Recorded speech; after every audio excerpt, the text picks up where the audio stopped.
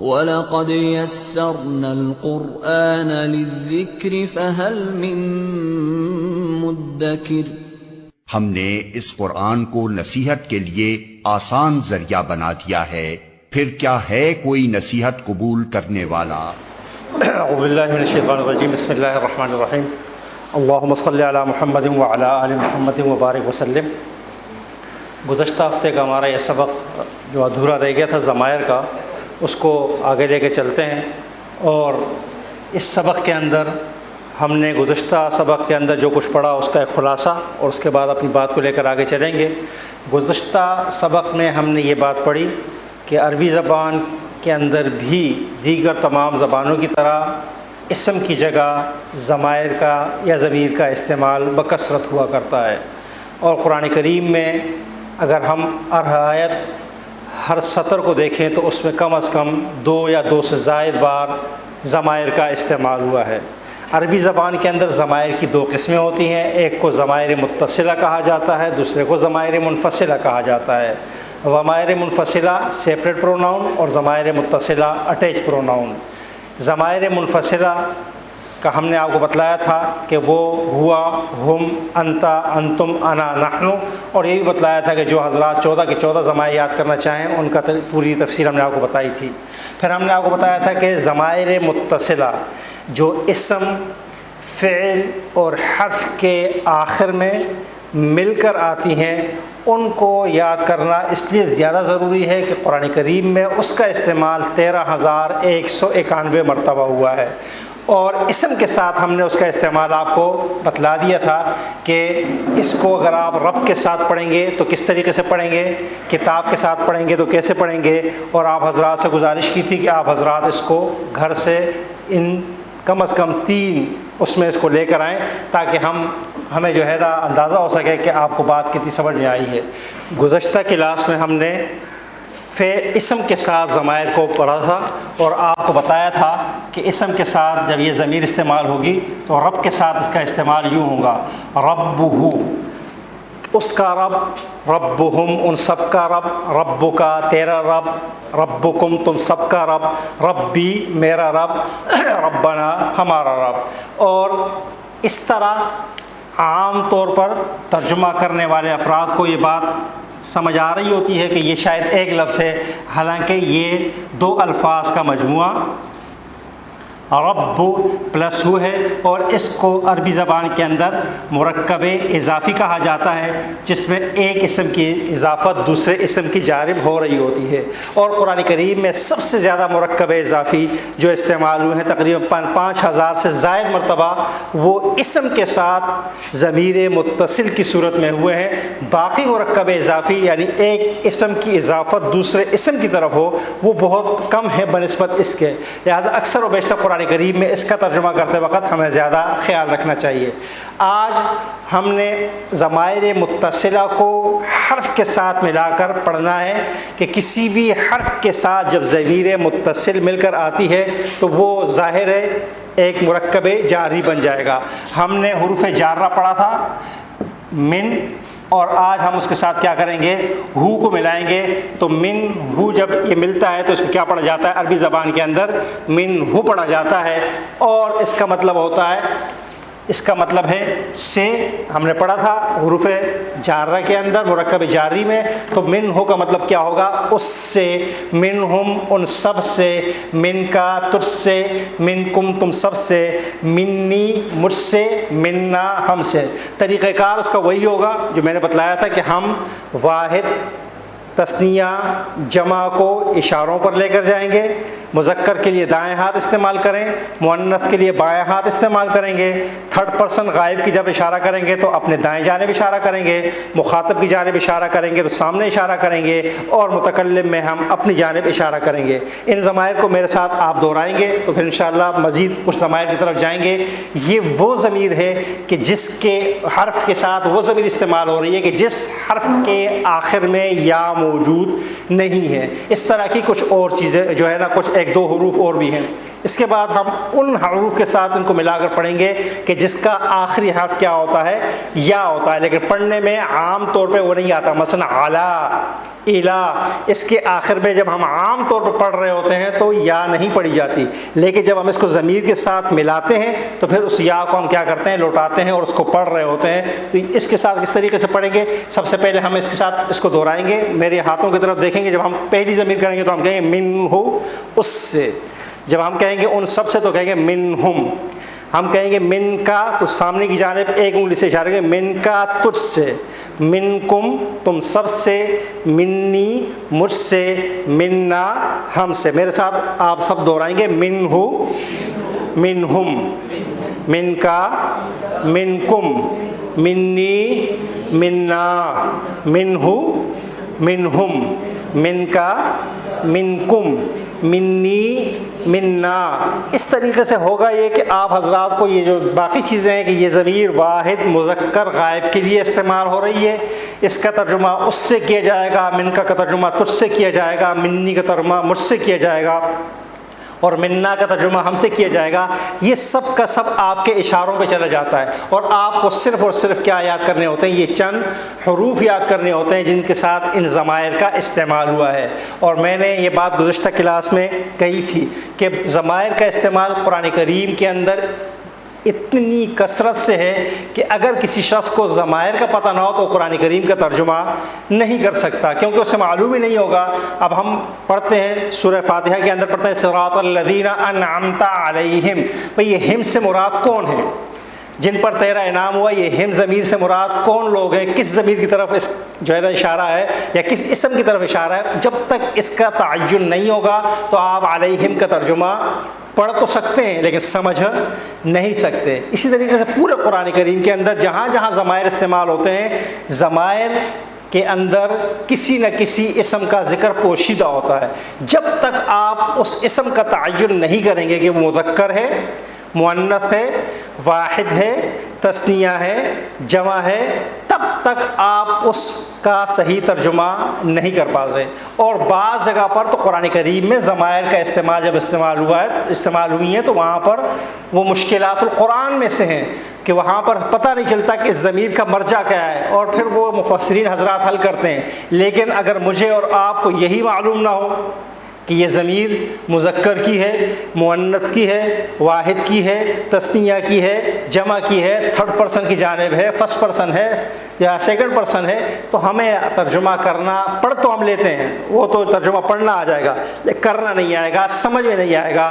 اور قرآن کریم کو سمجھ کر پڑھنا اسی وقت ممکن ہوگا جب آپ کو اس کے ضمائر، اس کا ترجمہ، اس کے اسماء، اس کے افعال کا پتہ ہو. اور خاص کر جب یہ افعال کے ساتھ استعمال ہوتی ہیں تو اس وقت اس کا ترجمہ اور مشکل ہو جاتا ہے. اور عموماً میں نے بہت سارے لوگوں کو جو صرف ترجمہ پڑھ کے ترجمہ سیکھ رہے ہوتے ہیں، وہ قرآن کریم کے افعال کے ساتھ جب ملا رہے ہوتے ہیں تو الٹا ترجمہ کر رہے ہوتے ہیں، سمجھ ہی نہیں آ رہا ہوتا کہ کون سی بات پہلے ہے کون سی بات بعد میں ہے. لیکن افسوس اس سے بڑھ کر یہ ہے کہ وہ جو شاعر نے کہا تھا، وائے ناکامی متاع کارواں جاتا رہا، کارواں کے دل سے احساس زیاں جاتا رہا. نہ ترجمہ کرنا آتا ہے نہ ترجمہ کرنا سیکھتے ہیں، اور اپنے آپ کو دانشور، مفسر، مدبر اور سمجھ کر جو ہے نا ہم قرآن کی کیا کر رہے ہوتے ہیں؟ تعلیم کر رہے ہوتے ہیں. رمضان المبارک کے مہینے کے حوالے سے تو ضمائر کا سبق ہمارے اس کورس کا سب سے اہم ترین سبق ہے.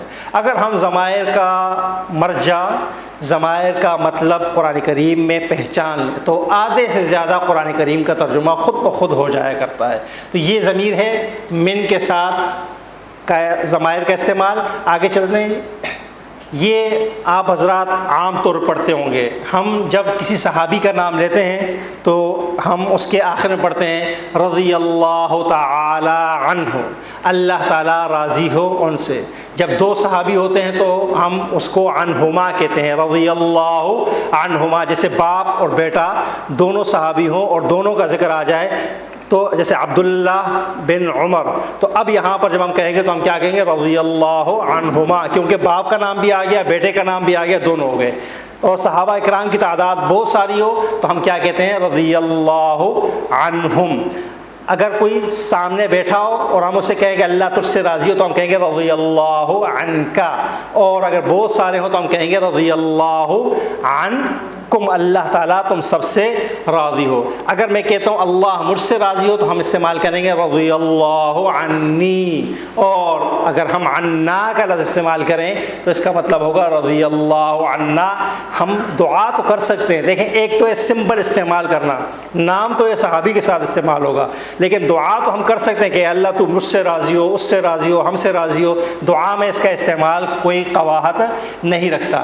تو عن کا مطلب بھی سے تھا، اور غائب کی ضمیر کے ساتھ جب ہم استعمال کریں گے، میرے ساتھ آپ دہرائیں گے تو آپ کو یاد ہو جائے گا، ہم 14 ضمائر دہراتے ہیں پورے کے پورے، تاکہ دائیں ہاتھ اور بائیں ہاتھ کا پورا استعمال ہو اور پورے کے پورے ضمائر آپ کے سامنے آ جائیں۔ جب ہم کہیں گے اللہ تعالیٰ راضی ہو سے تو ہم کہیں گے عنہ، میرے ساتھ دہرائیں گے، کیا کریں گے؟ عنہ، عنہما، عنہم، عنہ، عنہما، عنہم۔ جب ہم مؤنث کی طرف مؤنث کے لیے ضمائر استعمال کریں گے، بائیں ہاتھ استعمال کریں گے اور اسی طرح انگلیوں کا استعمال کر کے بائیں جانب اشارہ کریں گے، عنہا، عنہما، عنہن۔ مثلا ایک صحابیہ ہے تو ہم کہیں گے رضی اللہ عنہا، اللہ راضی ہو اس سے، لیکن اب اس سے مراد کون ہے؟ مؤنث۔ اگر 2 صحابیات ہو تو ہم کیا کہیں گے؟ تب رضی اللہ عنہما ہی کہیں گے۔ اور بہت ساری صحابیات ہو، بس ہم تمام ازواج مطہرات کا نام لے کے کہیں گے تو کیا کہیں گے؟ رضی اللہ عنہن۔ جب ہم کہیں گے اللہ تعالیٰ تجھ سے راضی ہو تو ہم سیکنڈ پرسن کے جو ضمائر استعمال کریں گے تو ہم کہیں گے رضی اللہ عنکا۔ آپ 2 سے راضی ہو تو کیا کہیں گے؟ رضی اللہ عنکما۔ آپ سب سے راضی ہو تو کیا کہیں گے؟ رضی اللہ عنکم۔ ایک مؤنث سے جب ہم کہیں گے تو ہم الٹے ہاتھ سے ایک انگلی سے سامنے کی جانب اشارہ کرتے ہوئے کہیں گے رضی اللہ عنکی۔ 2 کو کہیں گے رضی اللہ عنکما۔ بہت ساری ہو تو کیا کہیں گے؟ رضی اللہ عنکن۔ اگر میں کہوں مجھ سے اللہ راضی ہو تو میں کہوں گا رضی اللہ عنی، اور ہم سب سے راضی ہو تو ہم کہیں گے رضی اللہ عنا۔ اس طریقے سے ان ضمائر کو آپ نے دہرانا ہے حروف کے ساتھ، تاکہ یہ ضمائر آپ کی زبان پر آئیں اور آپ کو قرآن کریم میں ترجمہ کرتے وقت آسان۔ یہ وہ ضمیریں ہیں اس کے بعد کہ جس میں یہ لفظ استعمال ہوتا ہے عربی زبان کا اعلیٰ، جس کے معنی ہوتے ہیں پر۔ عام طور پہ جب ہم اس کو پڑھتے ہیں تو اس میں اس یا کو نہیں پڑھا جاتا، لیکن جب اس کو ضمیر کے ساتھ استعمال کرتے ہیں تو اس یا کو پڑھنے میں لاتے ہیں اور یہ یا پڑھی جاتی ہے۔ مثلا ہم لوگ کہتے ہیں علیہ، اس پر، رحمت اللہ علیہ، اللہ تعالیٰ کی رحمت ہو کس پر؟ اس پر۔ اگر بہت سارے ہوں تو کیا کہیں گے؟ علیہم۔ اور اگر ہم کہیں اللہ کی رحمت ہو تجھ پر تو کیا کہیں گے؟ علیکا۔ تم سب پر تو کیا کہیں گے؟ علیکم۔ مجھ پر تو کیا کہیں گے؟ علیہ۔ اور ہم پر تو کیا کہیں گے؟ اگر ہم ایک مؤنث کے لیے اس کو استعمال کریں گے تو پھر ہم کیا کہیں گے؟ رضی اللہ یا رحمت اللہ علیہا۔ 2 ہوں گی تو اس میں ضمیر کامن ہو جاتی ہے، اور بہت ساری ہوں گی تو کیا ہو جائے گا؟ علیہن۔ ہم نے یہاں پر 6 ضمائر صرف اس لیے رکھے ہیں کہ عربی زبان میں تثنیہ اور مؤنث کا استعمال کم ہے، قلیل ہے، لہٰذا جو حضرات ان 6 کو بھی یاد کر لیں گے تو قرآن کریم کے اکثر وہ بیشتر حصے کو کیا کر لیں گے؟ وہ پہچان لیں گے، اس کا ترجمہ انہیں آ جائے گا اور اس کا ترجمہ وہ کر سکیں گے۔ تو یہ علی کے ساتھ ہے، تو علیہ کا ترجمہ کیا ہوگا؟ اس پر، علیہم ان پر، علیکا تجھ پر، علیکم اور علیہ مجھ پر، علینا ہم پر۔ اس سے پہلے ہم نے اعلیٰ کے ساتھ ضمیر متصل کا استعمال پڑھا، اور اس سے ہمیں پتہ چلا کہ قرآن کریم کے اندر اعلیٰ کے ساتھ جب ضمیر کا استعمال ہوا تو ہم نے آپ کو بتلایا تھا کہ جب بھی یہ ضمائر جو اصل میں اس شکل میں ہیں، ان کی اصل شکل تو کیا ہے؟ ہو، ہم، ہننا جو غائب کی ضمیریں خاص کر جب ان سے پہلے والا حرف یا ہو جیسا کہ یہاں موجود ہے، یا ان سے پہلے والے حرف کے نیچے زیر ہو، ایسی صورت میں ان ضمائر کو پھر زیر کے ساتھ پڑھا جاتا ہے، الیہو نہیں پڑھا جاتا بلکہ کیا پڑھا جاتا ہے؟ الیہ پڑھا جاتا ہے، الیہم نہیں پڑھا جاتا بلکہ کیا پڑھا جاتا ہے؟ الیہم پڑھا جاتا ہے۔ اور اسی طریقے سے جب یہ الیہن پڑھا جائے گا، الیہن نہیں پڑھا جائے گا۔ اس کی وجہ یہ ہے کہ عربی زبان کے اندر زبان سے تلفظ کو آسان بنانا بھی ایک ماہرین لسانیات نے اس پر پورا کام کیا ہے۔ جب الہ کو آپ ہو کے ساتھ ملائیں اور اس کے بعد الہو پڑھیں تو اس کا زبان سے ادا کرنا مشکل ہے، یہ زبان پہ دشوار ہوتی ہے، ثقیل ہوتی ہے، لہٰذا عربی زبان کی گرامر کی ترتیب دینے والوں نے اس کے لیے اصول رکھا کہ جب ہو سے پہلے یا آ جائے یا ہو سے پہلے والے حرف کے نیچے زیر ہو تو پھر اس کو ہو کے بجائے کیا پڑھا جائے؟ ہی پڑھا جائے، ہم پڑھا جائے، ہننا پڑھا جائے۔ اور میں نے اس کی وضاحت کر دی تھی کہ ہو پڑھا جائے یا ہی پڑھا جائے، اس سے اس کے معنی پر کوئی فرق نہیں پڑتا، صرف زبان سے تلفظ کیا ہو جاتا ہے؟ آسان ہو جاتا ہے، معنی اس کا وہی رہتا ہے، جو ہو کا ہے وہی معنی ہی کا ہے، جو ہم کا ہے وہی معنی ہم کا ہے، جو ہننا کا ہے وہی معنی کیا ہوگا؟ ہننا کا ہوگا، معنی میں کوئی فرق نہیں پڑے گا۔ تو یہ یہاں پر جو حرف تھا حروف جارہ جس کا ہم نے پڑھا تھا وہ تھا الہ، جس کا ترجمہ کیا جاتا ہے طرف۔ جب اس کو ضمیر کے ساتھ ملایا جائے گا واحد مذکر غائب کی تو کہا جائے گا الیہ، اس کی طرف۔ جب جمع کے لیے استعمال کیا جائے گا تو کہے گا الیہم، ان سب کی طرف۔ قرآن کریم نے الیہم کا لفظ بار بار آیا ہے کہ ہم نے تمہیں ان کی طرف کیا بنایا؟ رسول بنا کر بھیجا۔ الیہ کا تیری طرف، الیکم تم سب کی طرف، الیہ میری طرف، الینا ہماری طرف، ان الینا ایابہم ثم ان علینا حسابہم قرآن کریم میں سورہ غاشیہ میں، اور الیہ کا لفظ قرآن کریم میں بے شمار جگہ استعمال ہوا ہے۔ جب اللہ تبارک و تعالیٰ فرماتے ہیں کہ پھر تم کیا کیے جاؤ گے؟ میری طرف لوٹائے جاؤ گے، میری طرف واپس لائے جاؤ گے، تو الیہ کا لفظ استعمال ہوتا ہے۔ لہذا قرآن کریم میں جب یہ حروف یا کے ساتھ یہ حرف استعمال ہو تو اب یہ ایک حرف نہیں ہے بلکہ عربی زبان کا ایک کمپاؤنڈ ہے، دو الفاظ کا مرکب ہے، ایک ہے الہ اور ایک ہے ہی، یہ دونوں مل کر کیا بن جاتے ہیں؟ مرکب جاری بن جاتے ہیں۔ اور قرآن کریم میں بے شمار مرتبہ اس کا استعمال ہوا ہے اور استعمال ہم پڑھتے رہتے ہیں۔ جی، ضمائر منفصلہ کے بعد یہی ضمائر متصلہ فعل کے ساتھ بھی استعمال ہوتی ہیں، لیکن اس کو ہم اس وقت نہیں پڑھیں گے۔ اس کی وجہ یہ ہے کہ ہم نے ابھی تک فعل کا سبق نہیں پڑھا، ہمیں نہیں معلوم کہ فعل کی ترتیب کیا ہوتی ہے۔ جب ہم فعل کا سبق پڑھ رہے ہوں گے اس وقت میں آپ کو بتاؤں گا کہ جب کسی فعل کے ساتھ ضمیر متصل کا استعمال ہوتا ہے تو اس کا کیا فائدہ ہوتا ہے، کیا ترجمہ ہوتا ہے۔ مثلا قرآن کریم میں دو الفاظ استعمال ہوتے ہیں، ہم عام طور پہ اس کو، ایک ہے رزقنا اور ایک استعمال ہوتا ہے رزقنا۔ اب دونوں الفاظ جو ہے یہاں پر قاف کے اوپر جزم ہے اور یہاں قاف کے اوپر کیا ہے؟ زبر ہے۔ بظاہر تو ہمیں عام طور پہ ایسا لگ رہا ہے کہ ایک ہی طرح کے الفاظ ہیں، لیکن یہ ایک طرح کے الفاظ نہیں ہیں۔ یہ عربی زبان کا بظاہر میں اور آپ چونکہ انگریزی اور اردو زبان سے زیادہ واقفیت رکھتے ہیں تو ہم سمجھتے ہیں کہ یہ ایک حرف ہے، حالانکہ یہ ایک حرف نہیں ہے، یہ عربی زبان کا ایک پورا ٹینس ہے، پورا جملہ ہے جس میں فعل بھی ہے، جس میں فاعل بھی ہے، جس میں مفعول بھی ہے۔ لیکن اب ہم نے تعین کرنا ہے کہ یہاں پر یہ فعل ہے یا فاعل ہے، مفعول ہے۔ اس کا تعین ہمیں اس وقت تک نہیں کر سکتے جب تک ہمیں معلوم نہ ہو کہ رزقنا اور رزقنا میں فرق کیا ہے۔ جب یہ فرق معلوم نہیں ہوگا، مثلا یہ جو رزقنا ہے، اگر میں آپ کو بتاؤں کہ یہ فعل بھی ہے، فاعل بھی ہے، مفعول بھی ہے، تو اب اس کا ترجمہ جب کیا جائے گا تو اس میں فعل کا ترجمہ بھی کیا جائے گا، فاعل کا ترجمہ بھی کیا جائے گا، مفعول کا ترجمہ بھی کیا جائے گا. اور رزقنا کے اندر ایسا نہیں ہوگا کیونکہ یہ ماضی کے جمع متکلم کا صیغہ ہے، صرف فعل اور فاعل ہے. اب دونوں میں جو فرق ہے یہ ہم انشاءاللہ جب ہم فعل کی دنیا میں قدم رکھیں گے تو پھر آپ کو بتائیں گے. اگر آپ کو نظر آ رہا ہو وارابانا تو یہ کیا ہے؟ رازقانہ.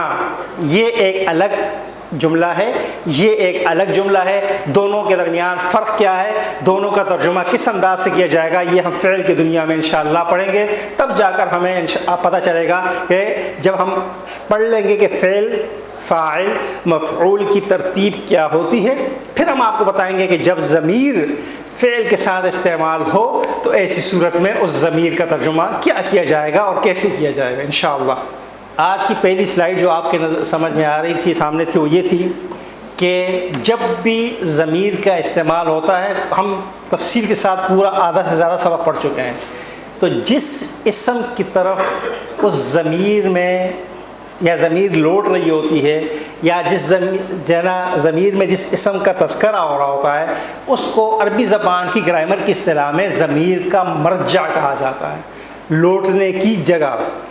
ہم کہتے ہیں فلاں شخص مرجع خلائق ہے، مطلب ہے کہ مخلوقات اس کی طرف کیا ہوتی ہیں؟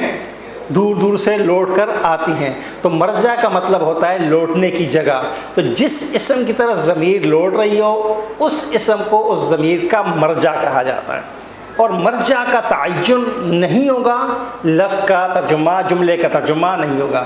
مثلا اس جملے میں آپ دیکھیں اللہ خالق الناس وہو ربہم، اس میں دو ضمائر استعمال ہوئے. کون کون سے؟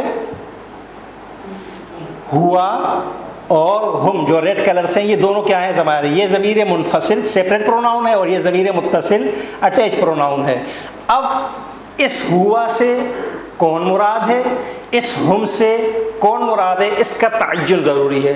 کیونکہ اس وقت ہوا اور ہم دونوں سے پہلے تین اسماء استعمال ہوئے ہیں، اللہ، خالق، الناس. اب ان میں سے ہوا سے کون مراد ہے، ہم سے کون مراد ہے، اس کا تعین ہم اس وقت تک نہیں کر سکتے جب تک ہمیں صحیح طریقے سے غور و فکر نہیں کریں گے. ہم اس جملے میں ہوا سے مراد کیا لیتے ہیں؟ اللہ، کہ اللہ خالق الناس، اللہ لوگوں کا خالق ہے، پیدا کرنے والا ہے. وہوا، اور وہ اللہ کیا ہے؟ اور وہ اللہ. لیکن اس ہم سے مراد ہم کیا لیتے ہیں؟ الناس، کہ وہ اللہ ان لوگوں کا رب ہے. دونوں سے اگر اللہ مراد لیں گے تو ہمارے اس جملے کا ترجمہ ہی الٹ ہو جائے گا، کفریہ جملہ بن جائے گا. اور اگر ہم پہلے والے سے ناس لے لیں اور دوسرے والے سے اللہ لے لیں تب بھی کیا بن جائے گا؟ ایک کفریہ جملہ بن جائے گا. لہٰذا ہمیں تعین کرنا ہوگا کہ ہوا کا مطلب کیا ہے اور ربہم کا. اور ہمیں کیسے معلوم ہوگا؟ جب ہم غور کریں گے. ہمارا عقیدہ ہے کہ اللہ خالق، مالک، یکتا، تنہا ہے، لہٰذا اس کے لیے ضمیر کیا ہوگی؟ سنگل، واحد کی استعمال ہوگی. اور الناس تعداد میں بہت سارے لوگ ہوتے ہیں، لہٰذا اس کے لیے ضمیر استعمال ہوگی وہ کیا ہوگی؟ ہم استعمال ہوگی. اس طریقے سے ہمیں اندازہ ہوگا کہ ہم جب پڑھ رہے ہوں گے تو ہمیں معلوم ہوگا کہ یہاں پر یہ لفظ واحد ہے، تثنیہ ہے، جمع ہے، مذکر ہے، مؤنث ہے، اس کی طرف یہ ضمیر، اس میں یہ ضمیر سے یہ مراد ہے، اس ضمیر سے یہ مراد ہے. تب جا کر ہم کیا کر رہے ہوں گے؟ صحیح ترجمہ کر رہے ہوں گے. انشاءاللہ اگلی کلاس میں کچھ سلائیڈیں یہاں پر جو ہے نا آنی سے رہ گئی ہیں، جو میں نے اضافی بنوائی ہیں، وہ اس لیے تاکہ قرآن کریم میں ہم آپ کو تھوڑی سی پریکٹس کروا سکیں کہ ضمائر سے کس طرح ترجمہ کیا جاتا ہے. یہاں پر ایک اور اہم بات کہی جا رہی ہے. میں اس وقت آپ کے سامنے اسکرین پر بات ہے، یہ گرامر کا قانون ہے، نسبتاً مشکل ہے. اگر سمجھ میں آ جاتی ہے بات تو بہت اچھی بات ہے، نہیں تو میں اس کو آسان زبان میں آپ کو سمجھانے کی کوشش کروں گا. ہم نے گزشتہ کلاسوں میں جملہ اسمیہ کا سبق پڑھا اور ہم نے بتلایا تھا کہ جملہ اسمیہ کیا قانون یہ ہے کہ معرفہ پلس نکرہ، پہلا اسم معرفہ ہو، دوسرا اسم نکرہ ہو تو عربی زبان کا کیا بن جاتا ہے؟ جملہ اسمیہ بن جاتا ہے. معرفہ کو عربی زبان کی گرامر کی اصطلاح میں کیا کہا جاتا ہے؟ مبتدا. اور نکرہ کو کیا کہا جاتا ہے؟ خبر جو ایکول ٹو کیا ہو جائے جملہ اسمیہ ہوتا ہے۔ بعض اوقات قرآن کریم میں آپ کو اس قانون سے ہٹ کر معرفہ پلس نکرہ ایکول ٹو جملہ اسمیہ کے فارمولے سے ہٹ کر کچھ جملے نظر آئیں گے، اور وہ ترتیب کیا ہوگی؟ وہ بالکل اس طرح ہوگی کہ پہلا اسم بھی معرفہ، دوسرا بھی معرفہ، تیسرا بھی معرفہ۔ پہلا بھی کیا ہوگا؟ معرفہ، دوسرا بھی کیا ہوگا؟ معرفہ، اور تیسرا بھی کیا ہوگا؟ معرفہ۔ چونکہ یہ کوئی انسانی کلام نہیں ہے، کسی انسان کی تصنیف نہیں ہے، کسی شاعر کا دیوان نہیں ہے، اللہ کی کتاب ہے، لہذا یہاں پر کسی لفظ کا اضافہ، کسی لفظ کی کمی، جملے کی ترتیب کا ایک ترتیب سے ہٹ کر دوسری ترتیب میں آنے سے بہت سے معانی پر کیا ہوتا ہے؟ فرق پڑتا ہے۔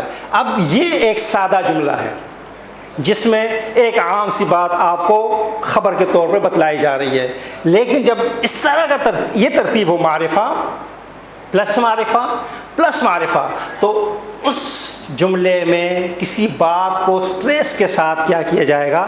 بیان کیا جائے گا۔ بات پر زور دینا مقصود ہوگا، کسی بات کو نمایاں کر کے بیان کرنا کیا ہوگا؟ مقصود ہوگا۔ چند مثالوں سے اس کی وضاحت ہوتی ہے جی۔ مثلا اللہ غفور، یہ ہمارا یہ والا فارمولہ ہے، اللہ معرفہ، غفور نکرہ۔ اس کا ترجمہ کیا ہے؟ اللہ بہت بخشنے والا ہے، بہت معاف کرنے والا ہے۔ یہ ایک سادہ سمپل جملہ ہے، معرفہ پلس نکرہ ایکول ٹو جملہ اسمیہ، لیکن قرآن کریم میں اس کا استعمال یوں ہوا ہے، اللہ هو الغفور۔ یہاں پر اللہ عربی زبان کا معرفہ، نام ہے اللہ کا، ہوا ضمیر اور ضمائر سب کے سب معرفہ ہوتے ہیں، اور الغفور کے شروع میں بھی الف لام لگا کر اس کو کامن ناؤن سے پراپر ناؤن بنا دیا گیا، جیسا کہ انگریزی میں اے یا این کی جگہ آپ لوگ دا یا دی لگا کر اس کو پراپر ناؤن بنا دیتے ہیں۔ اب اس کا ترجمہ اور دونوں ترجمے میں آپ کو فرق نظر آ رہا۔ اب ترجمہ کیا ہے؟ اللہ ہی بخشنے والا ہے۔ بات سمجھ میں آ گئی؟ ایک ہے اللہ بہت بخشنے والا ہے، اور ایک ہے اللہ ہی بہت بخشنے والا ہے۔ اس بنیادی عیسائی عقیدے پہ ضرب کاری کہ جس میں ان کا پادری آپ کو کہتا ہے کہ اپنے گناہوں کو میرے سپرد کر دو، اور پھر وہ کہتا ہے کہ خداوند یسوع مسیح نے قربانی دے کر ہم سب کو گناہوں سے کیا کر دیا؟ پاک کر دیا، اور اس کے بعد ایک بپتسمہ کی رسم ہوتی ہے کہ جا کر اس پانی سے کیا کر لو؟ نہا لو، تم گناہوں سے کیا ہو جاؤ گے؟ پاک و صاف ہو جاؤ گے۔ قرآن کہتا ہے کہ ایسا نہیں ہے، اللہ هو الغفور، بخشنا نہ بخشنا، معاف کرنا نہ معاف کرنا، یہ اللہ کے ساتھ خاص ہے۔ کسی انسان، کسی پیغمبر، کوئی ولی، کوئی صحابی، بڑے سے بڑا پیغمبر اور چھوٹا سے چھوٹا پیغمبر، اس کو معافی کا کوئی اختیار نہیں ہے۔ الکافرون ظالمون، سارے کے سارے کافر ظالم ہیں۔ یہ ایک عام جملہ ہے، معرفہ پلس نکرہ، لیکن قرآن کریم سورہ بقرہ آیت نمبر 254 سورت نمبر 2 میں اس جملے کو اللہ تبارک و تعالیٰ نے یوں بیان کیا، الکافرون هم الظالمون، معرفہ پلس معرفہ پلس معرفہ کہ کافر ہی کیا ہیں؟ ظالم ہیں۔ اولئک مفلحون، یہ ایک عام جملہ ہے، وہ لوگ فلاح پانے والے ہیں، یہ ایک عام جملہ ہے، لیکن قرآن کریم کی سورہ بقرہ کے بالکل آغاز میں آیت نمبر 5 میں اللہ تعالیٰ فرماتے ہیں اولئک هم المفلحون، اولئک معرفہ، ہم معرفہ، المفلحون معرفہ۔ اس کا ترجمہ کیا ہو جائے گا کہ یہ جن لوگوں کی پہلے 5 صفات بیان ہوئے وہی لوگ کیا ہیں؟ فلاح پانے والے ہیں، اس کے علاوہ کوئی اور فلاح پانے والا نہیں ہے۔ آگے چلیں۔ اصحاب الجنت فائزون، جنت کے ساتھی، جنت والے ہی کامیاب ہیں۔ قرآن کہتا ہے کہ اصحاب الجنت هم الفائزون، قرآن کریم میں یہ جملہ یوں استعمال ہوا۔ اب یہاں پر کیا ہوا؟ کیسے؟ اصحاب الجنت معرفہ، ہم معرفہ، الفائزون معرفہ، کیسے ہو جائے گا؟ جنت والے ہی کامیاب ہیں، یعنی جس کو اللہ تبارک و تعالیٰ نے ایک جگہ فرمایا فمن زحزح عن النار وادخل الجنت فقد فاز، کہ جس کو قیامت کے دن کامیابی اور ناکامی کا معیار کیا ہے کہ جس کو آگ سے بچا لیا گیا، جنت میں داخل کر دیا گیا، فقد فاز، وہ کیا ہو گیا؟ کامیاب ہو گیا۔ لہٰذا قرآن کریم کہتا ہے کہ جنت والے ہی کیا ہیں؟ کامیاب ہیں۔ ھذا حق، یہ ایک سادہ جملہ ہے، لیکن قرآن کریم اسی جملے کو یوں بیان کرتا ہے، ھذا ھو الحق، یہ قرآن ہی کیا ہے؟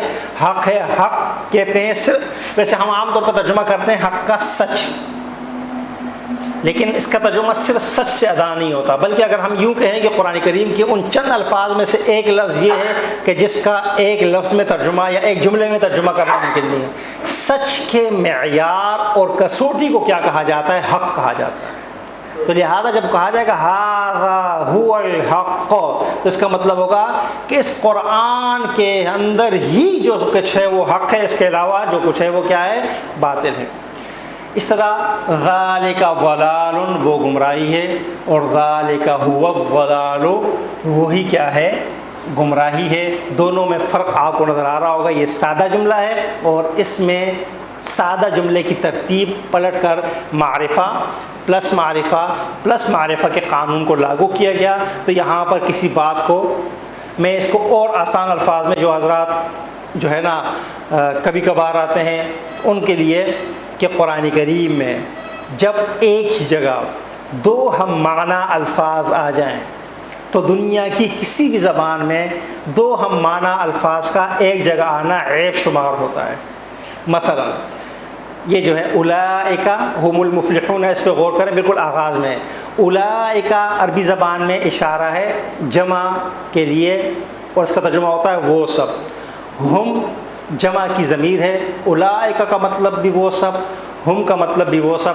اس طرح کے دو الفاظ جب بھی آ جاتے ہیں تو وہاں پر کسی بات پر سٹریس کرنا مقصود ہوتا ہے۔ اگر آپ کو یہ بات یاد نہ رہے کہ یہ اس میں اشارہ ہے، یہ اس میں ضمیر ہے، تو یہ بات تو یاد رہے گی کہ دو ہم معنی الفاظ ایک جگہ آ گئے، دونوں کا ترجمہ ایک ہے۔ اولئک کا ترجمہ بھی وہ سب ہے اور ہم کا ترجمہ بھی کیا ہے؟ وہ سب ہے۔ اب عام زبانوں میں تو یہ ایک عیب ہے کہ وہ سب فلاح پانے والے، یہ کوئی بات نہیں ہوئی، لیکن قرآن کریم میں یہ عیب نہیں ہے، کیونکہ قرآن کریم جب دو الفاظ لے کر آتا ہے تو وہاں پر کسی بات کو کیا کرتا ہے؟ سٹریس کے ساتھ بیان۔ حسر، ہمیں عربی زبان میں حسر کہتے ہیں، اردو زبان میں بھی اس کو حسر کہا جاتا ہے، انگریزی والے سٹریس کہتے ہیں، کسی بات کے اوپر کیا کرنا ہے؟ فوکس کرنا ہے، جو ہے نا اس کو ذرا قوت کے ساتھ بیان کرنا مقصود ہوا کرتا ہے۔ تو یہ قرآن کریم میں ہمیشہ ایسا ہی ہوتا ہے، اس لیے ہمیں قرآن کریم پڑھتے وقت اس بات کو غور کرنا چاہیے۔ جی، یہ کچھ جملے ہیں جس کا اردو میں ترجمہ کرنا ہے۔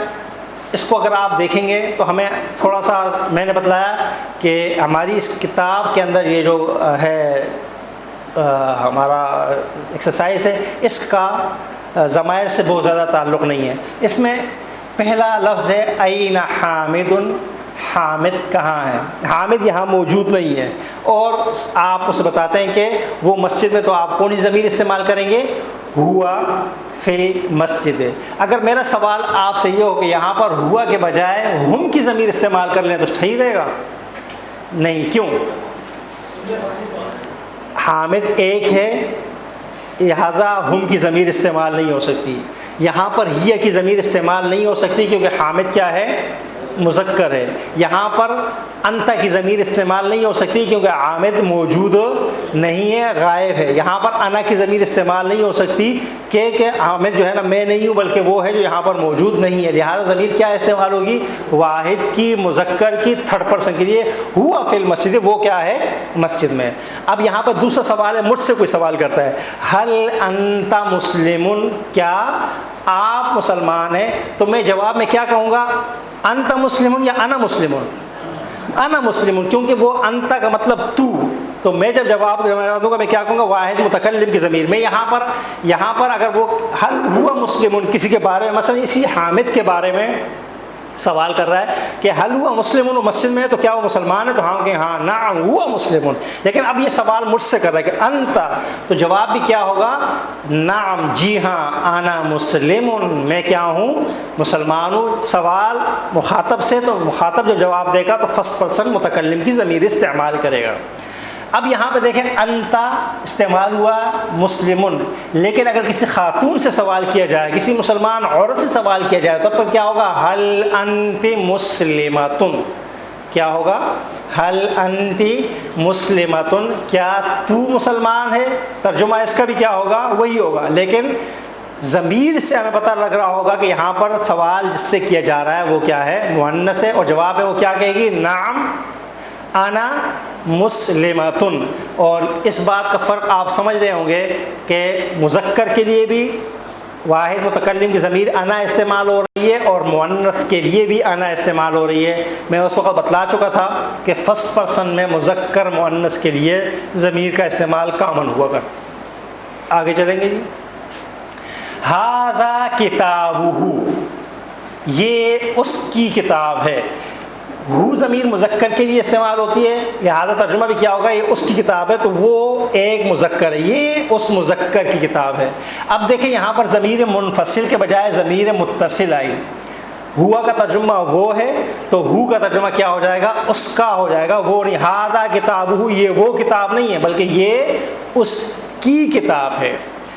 اس جملے کو دیکھیں، الاسلام دینی و دینک، یہاں پر ضمیر متصل اسم کے ساتھ استعمال ہوئی ہے۔ الاسلام دینی، اسلام میرا دین ہے، و دینک، اور تیرا بھی دین ہے۔ دینکم نہیں، تیرا، صرف ایک، دینی میرا دین ہے، و دینک تیرا دین ہے۔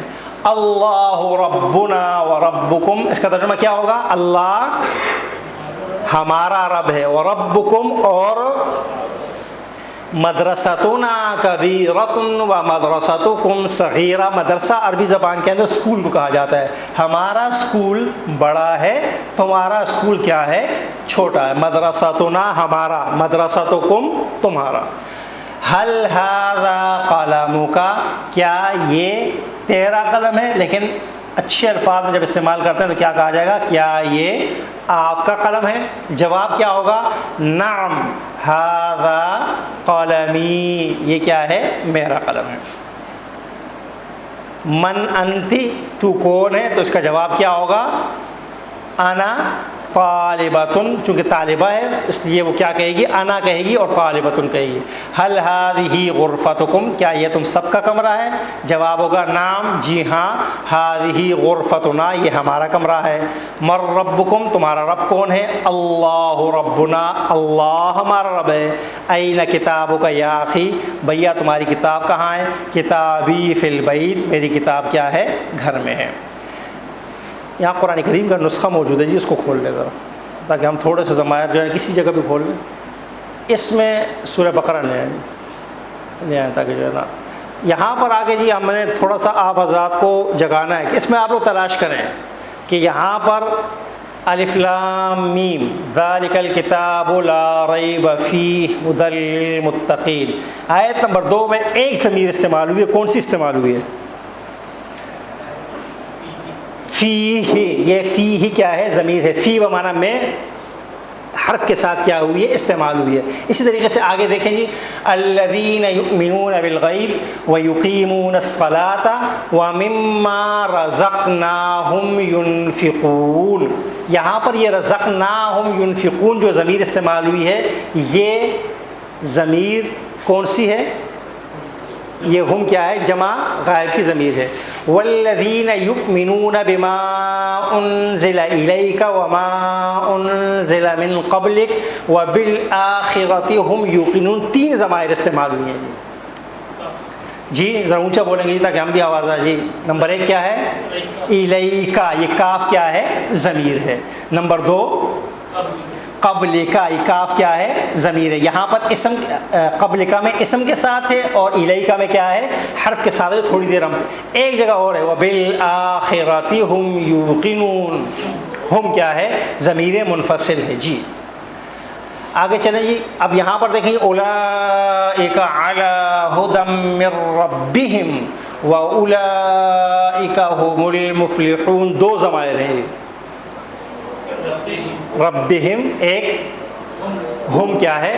اب یہاں پر میرا سوال آپ سے ایک اور ہے کہ ربہم میں اس ضمیر کو ہم کے بجائے ہم کیوں پڑھا گیا؟ ربہم کیوں نہیں پڑھا گیا؟ ربہم کیوں پڑھا جا رہا ہے اس کو؟ کب کہاں زیر آ رہی ہے جی؟ ہا کے سے پہلے والے حرف کے نیچے، ضمیر سے پہلے والے حرف کے نیچے کیا ہے؟ زیر ہے، لہذا زبان سے تلفظ کی آسانی کے لیے اس کو ربہم کے بجائے کیا پڑھا جائے گا؟ ربہم پڑھا جائے گا۔ اولئک علی ھدی من ربہم۔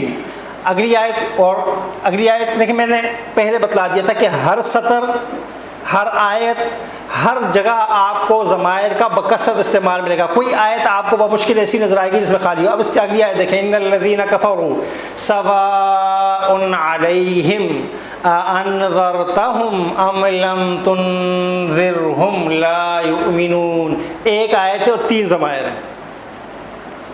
کون کون سے جی؟ علیہم، انذرتہم، تنذرہم۔ علیہم تو ہم پڑھ چکے ہیں کیونکہ علا کے ساتھ استعمال ہوئی ہے۔ انذرتہم اور تنذرہم یہ چونکہ افعال کے ساتھ استعمال ہوئی ہے، اور میں نے بتایا تھا کہ افعال کے ساتھ ہم ضمائر کو فعل کی دنیا کے اندر جب جائیں گے تو وہاں پڑھیں گے۔ اس کے بعد آگے چلتے ہیں جی، ختم اللہ علی قلوبہم وعلی سمعہم وعلی ابصارہم غشاوہ ولہم عذاب عظیم۔ 4 ضمائر ہیں ایک آیت میں جی تلاش کریں جی کون کون سے؟ قلوبہم، یہ ایک مرکب اضافی بن جائے گا، ہم ضمیر ہے، اور قلوبی کے با کی وجہ سے وہ بھی کیا ہو گیا؟ ہم سے ہم میں تبدیل ہو گیا۔ اور سمعہم اور ابصارہم، اور اس کے علاوہ بھی وَلَهُمْ عَذَابٌ عَظِيمٌ۔ آپ حضرات کو اندازہ ہو رہا ہوگا کہ کوئی آیت آپ کو بمشکل ایسی ملے گی کہ جس میں ضمیر کا استعمال نہیں ہوا۔ جب اس بات کا تعین ہو گیا کہ جب ہر آیت میں ضمیر کا استعمال ہوا، اور میں پہلے بتلا چکا ہوں کہ ضمیر کے اندر جس کا ذکر ہوگا، مذکر کا، مؤنث کا، اس کا تعین کریں گے تو تب کیا ہوگا؟ آسان ہوگا۔ مثلا ہم لے لیتے ہیں، دیکھیں ہم نے یہاں پڑھا اولئک علی ھدی من ربہم، یہاں ہم کی ضمیر آئی ہے جو ہم جمع مؤنث غائب کے لیے استعمال۔ اب اس ہم سے مراد کون ہے؟ یہ ہم سے مراد یا ہم سے مراد یہاں پر کون ہے؟ اس آیت میں تو آپ کو نظر نہیں آ رہا کہ نظر آ رہا ہے؟ نہیں آ رہا نا۔ اب پیچھے غور کریں گے، جب پیچھے جائیں گے تو ہمیں اندازہ ہوگا کہ قرآن کریم متقین کی کیا کر رہے ہیں۔ دیکھیں یہ متقین نظر آیا آپ کو، 2 میل دور ہے اس سے پیچھے، اس متقین کی طرف اس ہم میں اشارہ ہے کہ اولئک یہ متقین ہیں، یہ اس کی صفات ہیں اور یہ اس کا انعام ہے۔ بات ہے متقین ہدایت ہے متقین کے لیے۔ متقین کون ہیں؟ یہ صفات ہیں، یؤمنون بالغیب یقیمون الصلاۃ ومما رزقناہم ينفقون یؤمنون بما انزل الیک وما انزل من قبلک وبالآخرۃ۔ اب وہاں پر ان کا انعام اولئک علی ھدی من ربہم، اس ہم سے مراد کیا ہے؟ یہ متقین مراد ہیں۔ اگر آپ کو یہ معلوم ہوگا تو آپ اس کا ترجمہ کیا کریں گے؟ پتہ چلے گا نا کہ کس کو اللہ تعالیٰ کس کے لیے انعام ذکر کر رہا ہے، کس کا ذکر ہے۔ اس کا تو 2 میل پہلے ذکر ہو چکا ہے، وہ تو آپ کے ذہن سے کیا ہو چکی ہوگی؟ محو ہو چکی ہوگی۔ لہذا ضمائر کا سبق اتنا ضروری ہوتا ہے کہ جب تک آپ ضمیر کا مرجع متعین نہیں کریں گے آپ اس آیت کا صحیح مفہوم سمجھ ہی نہیں سکتے۔ میں کہتا ہوں وہ کہہ رہا تھا، اس نے فرمایا، اس نے یہ کہا، اس نے کہا، پہلے میں نے آپ کو بتایا نہیں کہ وہ ہے کون۔ تو میں نے پہلے کہوں گا نا کہ پرائم منسٹر نے کہا، پھر اس کے بعد وہ کہہ رہے تھے، وہ فرما رہے تھے، تب تو آپ کو سمجھ آئے گا کہ وہ جس کا ذکر ہو چکا ہے ان کی بات ہو رہی ہے۔ جب میں پہلے ذکر ہی نہ کروں اس کا اور آپ سے کہوں وہ کہہ رہا تھا، اس نے کہا، وہ یہ ہوا وہ ہوا، تو آپ کہیں گے کون کہہ رہا تھا، کس نے کہا، کس کو کہا، کیوں کہا، کس کا ذکر ہو رہا ہے؟ بات سمجھ میں آ رہی ہے نہیں آ رہی؟ جی میں بڑی آسان زبان آگے چلیں گے تھوڑا سا جی، 1-2 آیتیں اور لے لیتے ہیں جی۔ وَمِنَ النَّاسِ مَن يَقُولُ آمَنَّا بِاللَّهِ وَبِالْيَوْمِ الْآخِرِ۔ 7 آیات ختم ہوتی ہیں، کافروں کا، مسلمان مومنین کا، متقین کا اور کافروں کا ذکر ہو گیا۔ اب 15 آیات میں منافقین کا ذکر۔ وَمِنَ النَّاسِ مَن يَقُولُ آمَنَّا بِاللَّهِ وَبِالْيَوْمِ الْآخِرِ وَمَا هُمْ بِمُؤْمِنِينَ۔ اب یہاں پر ضمیر کون سی ہے؟ وما، ماں کو چھوڑ دے، ماں کو نہیں، کیوں مالک ہم کیا ہے ضمیر ہے۔ لیکن میرا سوال آپ سے یہ ہے کہ اس ہم سے مراد کون ہے؟ اس سے پہلے 3 آیات میں ذکر ہوا ہے مومنون کا، متقین کا، 2 آیات میں ذکر ہوا ہے کافروں کا، اور اب یہاں سے ذکر شروع ہو رہا ہے منافقین کا۔ تو اس ہم سے مراد ہم کیا لیں؟ مسلمان لیں، کافر لیں، یا یہ منافق لیں؟ نہیں، مومنین تو بعد میں آ رہا ہے، بعد کی طرف سے، پہلے کسی کا ذکر۔ اس سے مراد وہ منافق ہیں جن کا ذکر شروع ہوا، ومن الناس، لوگوں میں سے کچھ وہ ہیں، الناس، یہ الناس جمع ہے نا، بہت سارے، لوگوں میں سے کچھ وہ ہیں جو آمنا باللہ، یہ بات کہتے ہیں کہ ہم ایمان لائے، وبالیوم الآخر، وما ہم، وہ لوگ مومن نہیں، کیوں نہیں؟ یخادعون اللہ، وہ یہ ایمان کا اعلان اپنے زعم میں اللہ کو دھوکہ دینے کے لیے کرتے ہیں۔ والذین آمنوا، اور ایمان والوں کو قرآن کہتے ہیں وما یخدعون، نہیں دھوکہ دیتے، الا انفسہم، اس ہم یہاں پہ ضمیر کون سی استعمال ہو رہی ہے؟ اس ہم سے مراد کیا ہے؟ وہ لوگ، مگر اپنے آپ کو، وما یشعرون، اور ان کو کیا ہے؟